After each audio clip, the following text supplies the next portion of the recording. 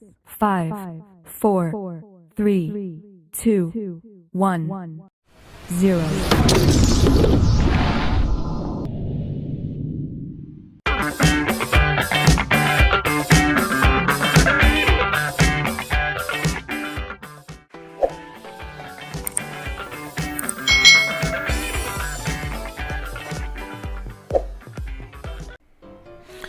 Hai,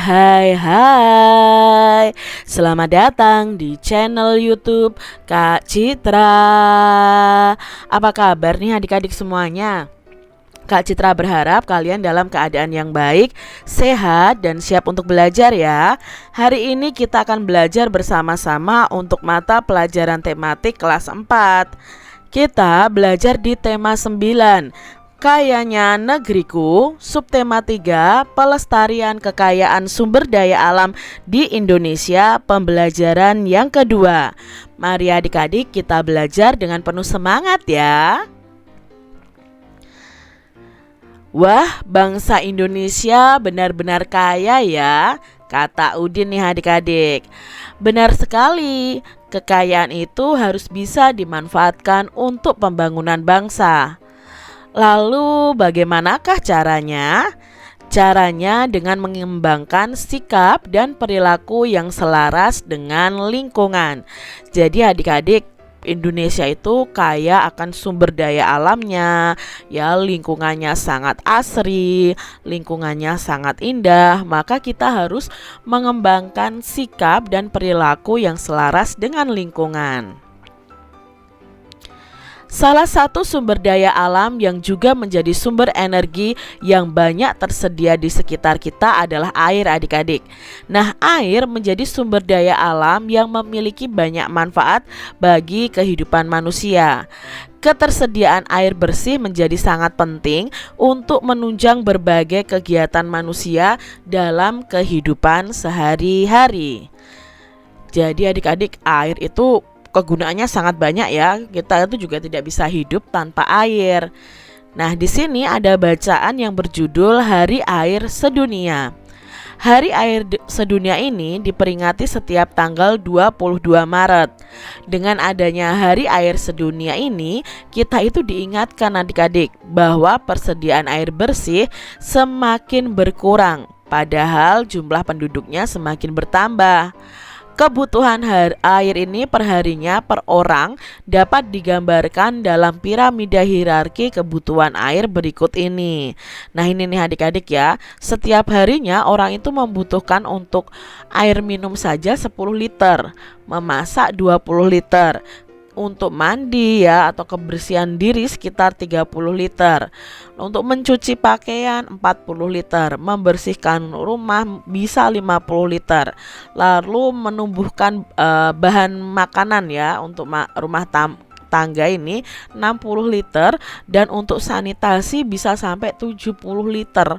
Bayangkan ini kebutuhan kita setiap harinya, begitu banyaknya air ya. Bayangkan saja, setiap hari kita banyak sekali butuh airnya. Jadi kalau satu minggu, 1 bulan, 1 tahun, wah, semakin banyak adik-adik. Maka di sini kita harus mengingat ya bahwa persediaan air di bumi itu semakin berkurang. Jadi kita juga harus berhemat. Nah, persediaan air bersih ini semakin berkurang karena cadangan air tanah juga berkurang. Cadangan air tanah itu berkurang karena air hujan sekarang tidak bisa masuk ke dalam tanah adik-adik. Sebaliknya malah air hujan itu langsung mengalir ke parit, selokan, lalu ke sungai, dan terus ke laut. Nah, air hujan tidak dapat masuk ke dalam tanah karena tidak ada akar-akar pohon yang dapat menahan air di dalam tanah. Banyak pohon di hutan itu sudah ditebangi. Lahan-lahan hijau sudah berubah menjadi perumahan, perkantoran, dan kawasan industri. Jadi tidak ada yang bisa menyerap air adik-adik. Nah, berkurangnya cadangan air tanah ini mengakibatkan banyak mata air itu jadi kering. Sumur-sumur gali pun cepat kering di musim kemarau. Akibatnya penduduk di daerah pedesaan akan kesulitan kesulitan mendapatkan air bersih untuk keperluan sehari-hari. Hasil panen pun jauh berkurang karena tanaman pangannya kekeringan dan tidak bisa panen.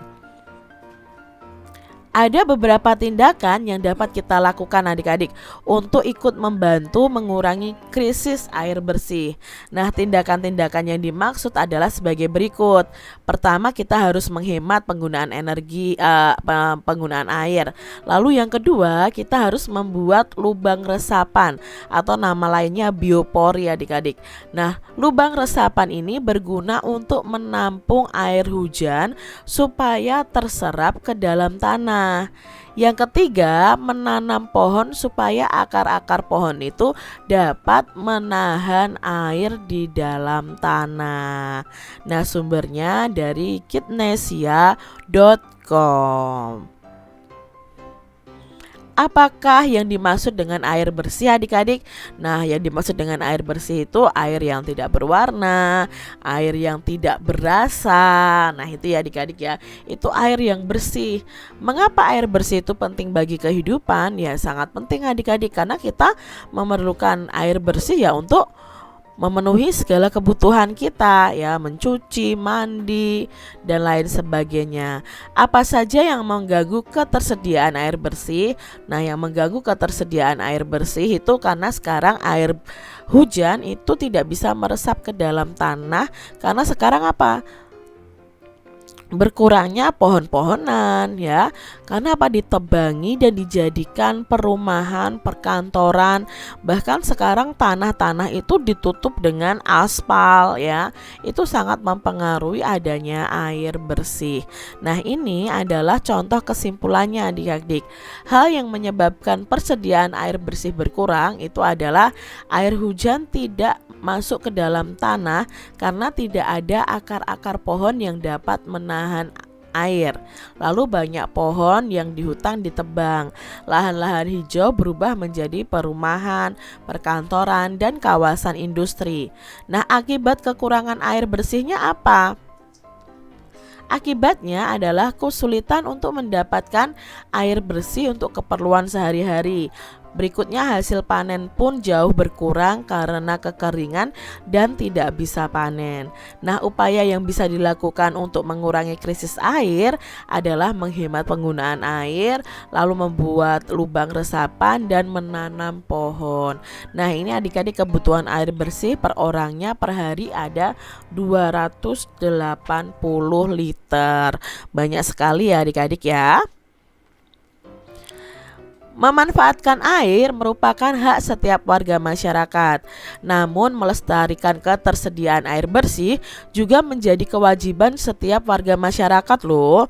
Sekarang adik-adik bisa identifikasi hak dan kewajiban setiap warga masyarakat terhadap air bersih yang merupakan salah satu sumber daya alam. Nah, di sini ada hak dan kewajiban kita terhadap ketersediaan air. Kewajiban kita apa saja? 1. Mematikan air saat tidak dipakai. 2. Menggunakan air seperlunya saja adik-adik. 3. Tidak mencemari air dengan sampah dan bahan-bahan berbahaya. Yang keempat, merawat lingkungan yang menjadi tempat ketersediaan air. Lalu yang kelima, kewajiban kita adalah membayar tagihan penggunaan air jika menggunakan layanan penyedia air bersih. Itu yang harus kita lakukan atau disebut dengan kewajiban. Hak kita apa terhadap ketersediaan air? Nah, kalau kita sudah memenuhi kewajiban kita, maka hak kita adalah 1. Terpenuhinya kebutuhan air bersih untuk kebutuhan sehari-hari. Yang kedua, bisa mendapatkan air bersih dengan harga terjangkau. Yang ketiga, mendapatkan air bersih yang bebas dari pencemaran air. Yang keempat, mendapatkan air bersih dari penyedia layanan air bersih dan mendapatkan air bersih meski tidak mampu membayar. Ini hak kita adik-adik. Menghemat penggunaan air bersih merupakan contoh perilaku yang menunjukkan rasa cinta terhadap lingkungan.